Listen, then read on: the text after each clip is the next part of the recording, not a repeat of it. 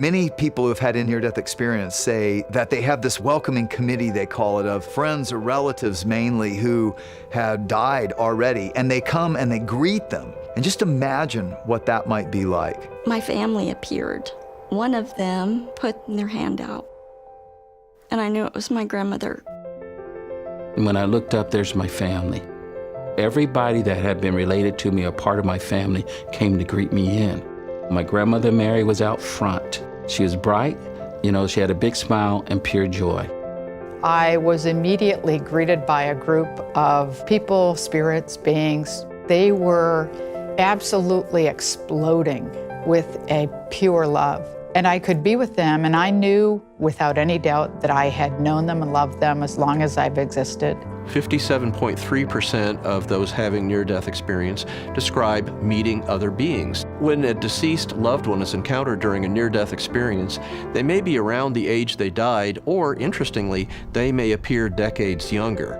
I'm surrounded by people that I had known and loved in life, and they were all perfect in every way, fully recognizable as themselves. Pero me fijé, cuando miré para derechito, miré a mi mamá y a mi tío. I'm looking at this man who I recognize by my heart, but I knew that that was Pa. He's my great-grandfather. Now, Pa was standing next to Ma. I knew her as an old woman when I was a kid. When she was in heaven, she looked to be in her 30s. This was my family. On this right side of me were all these animals coming in. You'll be surprised when you get there and your pet's there to greet you in.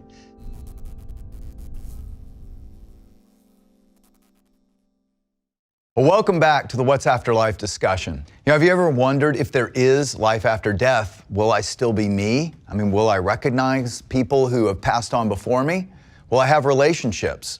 When people die clinically from cardiac arrest or in car accidents, comas, they have what's called a near-death experience, or NDE. And they often claim they leave their earthly bodies but find themselves in a new spiritual body.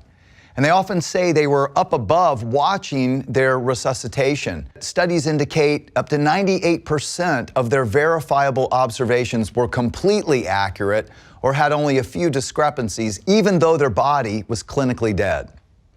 One thing they commonly report about the life to come is you're still you and people who pass on are still themselves, and it's meant to be a great reunion. A reunion like no other. I find that's usually people's first concern. When we think about an afterlife or heaven, many people picture spirits, misty, ethereal, ghost-like people. And it sounds less tangible, less real than this life. And my wife, Kathy, used to not like to talk to me about what I was learning about all this because she'd worry that our relationship might change. It might not be as special or recognizable. And yet those having NDEs report the opposite. We know each other. We're together. We live, love, laugh, eat, drink, work, play. It's life and relationship, but as it was meant to be. That's what NDEers commonly say. And they often talk about their welcoming committee, as you just heard. A crowd of people who they've loved and known, grandparents, relatives, friends who had already died, hugging, kissing, remembering together, starting a new life, a glorious reunion. As part of my research of the last 30 years, not only did I study all these NDE cases and the science associated with them, but it led me also to compare different historical religious writings about the afterlife. If NDEs are having common experiences despite national origin, religion, or no belief, how does that common experience align with our historical religious writings and what they say about the life to come? In the NDEs I studied, I found 40 specific descriptions of the life to come made by NDEers. And I compared how many line up with various religious text descriptions of the afterlife. Like the Buddhist Tibetan Book of the Dead and the Islamic scriptures, they had a few correlations with NDEs. Some aspects of oneness described in the Hindu scriptures correlate. Zoroastrian scripture actually had 5 out of 40 correlate. Yet I found as many or more discrepancies in their views of life after death. However, when I looked at the Jewish and the Christian scriptures, I found an overwhelming 38 out of 40 descriptions that correlate with what NDEers are reporting globally. So I'll share some of what I found in the next several weeks because I think it helps give meaning to these NDE accounts. For instance, on the topic of relational reunions, Jesus is possibly speaking of this welcoming committee that NDEers describe. He says, use your worldly wealth to gain friends for yourselves, so that when it is gone, you'll be welcomed into eternal dwellings. You know, some people worry that the same relational struggles or relational discord that we experience with people here might exist on the other side. You know, like maybe all your exes live in Texas. You're just not sure you want them living next door in heaven. But NDEers talk about some new relational traits of the life to come that actually make those worries incompatible with heaven. Listen as some of them talk about it.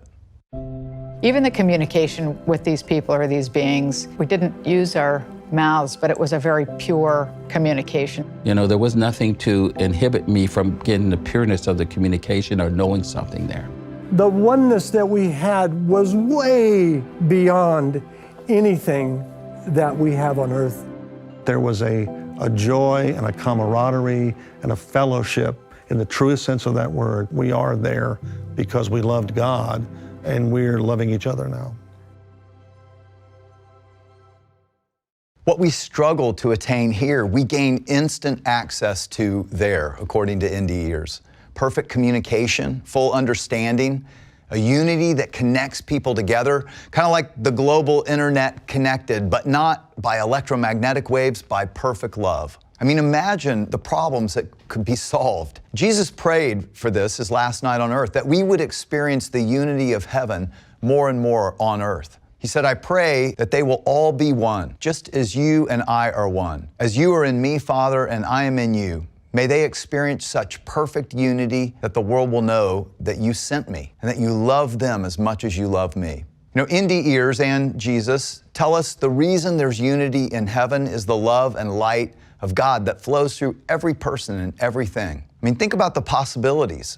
If, as NDEers say, relationships are lived in the fullness of God's love and light and life, imagine how that would transform relationships if we were full of love, if communication is perfect, heart to heart, thought to thought, no misunderstandings.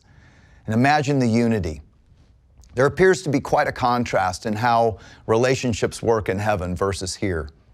It raises a few questions for me, especially how might I do better now in anticipation of the reunions to come. You know, the night before his crucifixion, Jesus gathered to eat his last meal with his closest friends. He told them he was going to die, but he said this, don't let your hearts be troubled. Trust in God. Trust also in me. There's more than enough room in my Father's home. If it were not so, would I have told you that I'm going to prepare a place for you? When everything is ready, I will come and get you so that you will always be with me where I am. I will not drink wine again until the day I drink it new with you in my Father's kingdom. You know, Jesus indicated heaven is relational, where real people are together again.